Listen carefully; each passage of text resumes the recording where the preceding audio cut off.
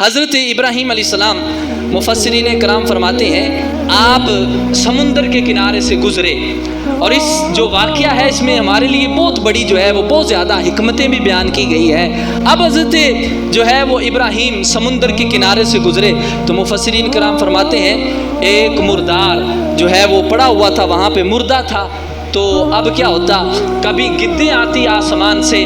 اور وہ گدیں اس کا گوشت نوچتی، اور جو باقی گوشت بچتا اس کو جو ہے وہ مچھلیاں جو ہے وہ سمندر کا پانی کی لہر آتی اور مچھلیاں کھا جاتی۔ اس کے بعد جو ہے کچھ آسمان سے پرندے آتے اور اس کا گوشت جو ہے وہ کھا کے اڑ جاتے، ہوا میں ذرے اڑ جاتے۔ حضرت ابراہیم علیہ السلام نے وہاں کھڑے کھڑے جو ہے اللہ تبارک و تعالیٰ کی بارگاہ میں فریاد کر دی، کہا رب العالمین میں تیری شان کا منکر نہیں ہوں، اور تو بڑا جو ہے ہر چیز پہ قادر ہے، حکمت والا ہے، دانائی والا ہے،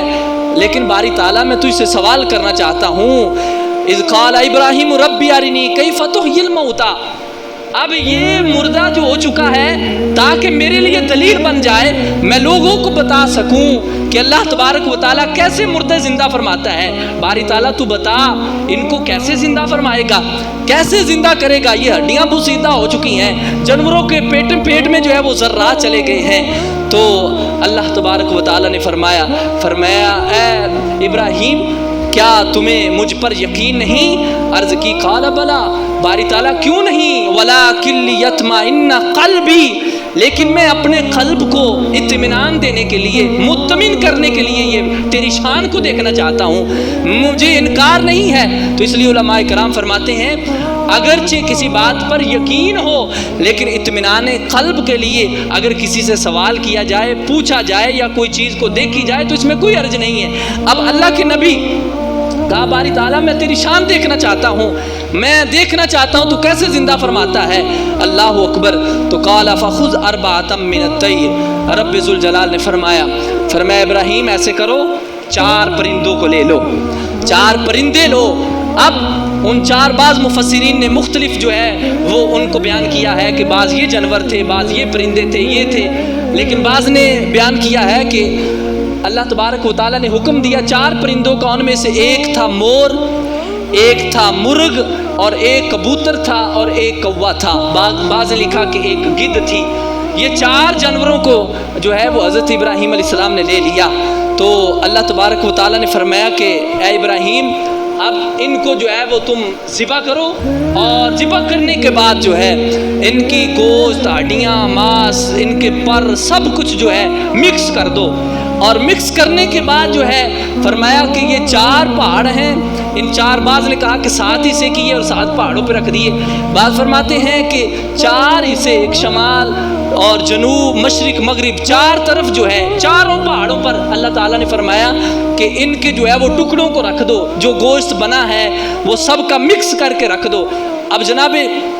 ابراہیم خلیل اللہ علیہ السلام نے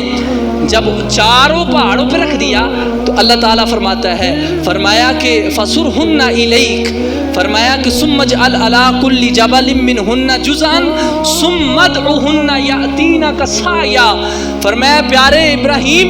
اب آپ کھڑے ہو جائیں اور آواز لگائیں اور پھر میری شان دیکھیں، میری قدرت دیکھیں کہ میں کیسے ان کو زندہ فرماتا ہوں۔ اب جناب ابراہیم علیہ السلام نے کھڑے ہو کے آواز دی اور فرماتے ہیں ادھر سے جو ہے وہ مور کی ہڈیاں اڑ رہی ہیں، ادھر سے جو ہے وہ کوے کی ہڈیاں اڑ رہی ہیں، ادھر سے کبوتر کی ہڈیاں اڑ رہی ہیں، اور اڑتے اڑتے اچانک جو ہے کبھی گوشت جو ہے اس پہ جمع ہوتا ہے، جمع ہونے کے بعد جو ہے کبھی سر آتا ہے، کبھی دھڑ آتا ہے، اور دیکھتے دیکھتے آپ فرماتے ہیں وہ 4 پرندے جس حالت میں نے چھوڑے تھے، جس حالت میں نے جو ہے وہ ذبح سے پہلے انہیں جو ہے وہ دیکھا تھا، اللہ رب کائنات کی شان دیکھی میں نے، اور اللہ نے فرمایا ان کو بلائیں، دوڑتے ہوئے آپ کی طرف آئیں گے۔ آپ نے جب بلایا تو وہ 4 پرندے جو ہیں وہ زندہ ہو کر حضرت ابراہیم علیہ السلام کے پاس آ گئے، اور حضرت ابراہیم علیہ السلام کہنے لگے، عرض کرنے لگے باری تعالیٰ مجھے یقین ہو گیا ہے، مجھے اطمینان ہو گیا ہے، اور مجھے پتہ چل گیا ہے کہ میرا رب جو ہے وہ مردوں کو کیسے زندہ فرماتا ہے۔ تو یہ اللہ تبارک و تعالیٰ کی قدرت تھی۔ اب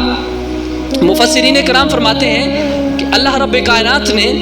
جو ان جانوروں کو ذبح کرنے کا جو حکم دیا اور جو 4 جانور آپ نے جو ہے وہ لیے، ان میں حکمتیں کیا تھی؟ تو فرماتے ہیں سب سے پہلے ایک تھا مور۔ مور کے اندر یہ بات ہوتی ہے کہ اس کو زینت بڑی پسند ہوتی ہے کہ اپنے پنکھ جو ہے وہ کھول لیتا ہے اور وہ بڑا اتراتا ہے اپنے اوپر کہ مجھے بڑی زینت ملی ہے، بڑا میں خوبصورت ہوں۔ کہا مور کے اندر زینت ہوتی ہے۔ اور دوسرے نمبر پر فرمایا کوا۔